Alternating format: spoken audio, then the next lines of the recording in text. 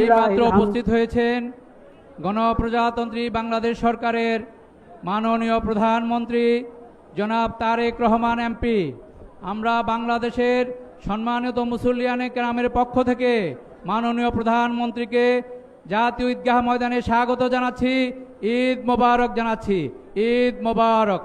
এই দিনগুলোতে যত বেশি পড়া যায়, ঘরে বাইরে হাঁটতে, বাজারে আছি, দোকানে আছি, অফিসে আছি, সব জায়গায় আল্লাহু আকবার আল্লাহু আকবার।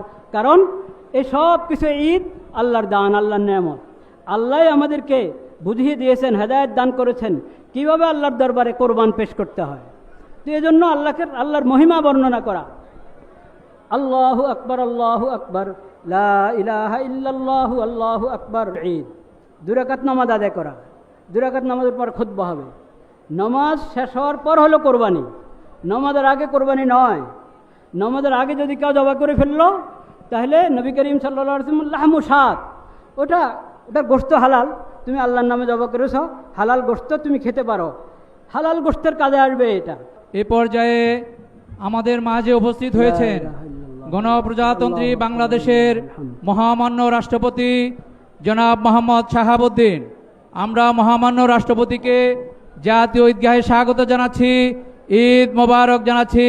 ঈদ মোবারক। আল্লাহু আকবার লা ইলাহা ইল্লাল্লাহু আল্লাহু আকবার ওয়ালিল্লাহিল হামদ।